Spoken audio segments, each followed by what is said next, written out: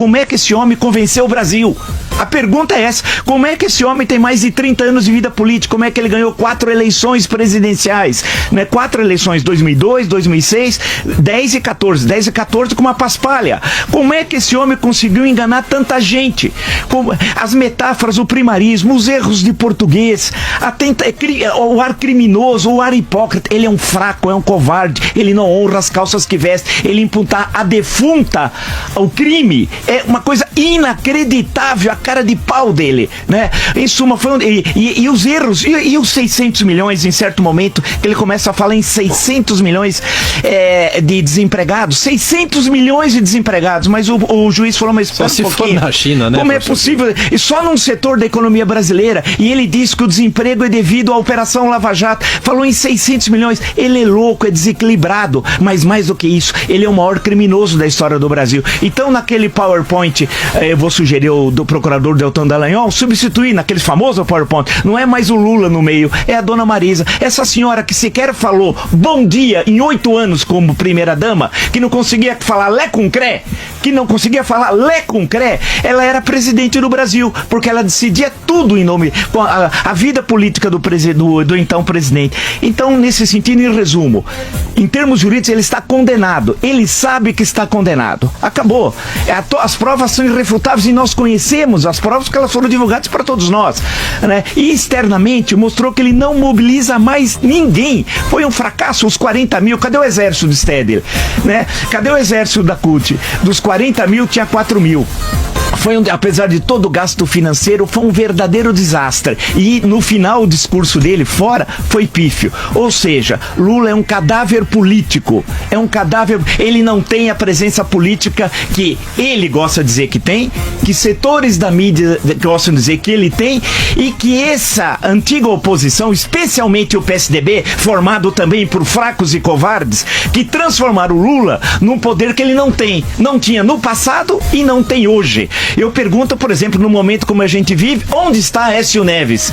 Né? Onde está? Escondido, né? Ou seja, deram ao Lula um poder que ele não tem. Ele não só não será candidato em 2018, porque estará na lida, a ficha limpa, condenado em segunda instância ou até preso, como também, se for candidato, vai ser fragorosamente derrotado. Ontem, as metáforas foram de um primarismo, foram de botequim, de cachaceiro, né? Foi um desastre. Eu assisti todos os vídeos, acompanhei, li todos os comentários que foram feitos pela imprensa e tal, e na minha opinião, né, aquilo foi um verdadeiro desastre. A mobilização, que a ideia era criar uma grande mobilização em Curitiba, fracassou também, e a exposição que ele fez foi pífia, ou seja, aquilo não ajudou em nada os seus advogados. Ele está condenado pelas provas apresentadas, não como perseguido político, mas é justiça. Chegou a hora, e o juiz, volta a dizer, Sérgio Moro agiu com absoluta tranquilidade. Não transformou aquilo num embate, não era um debate, nem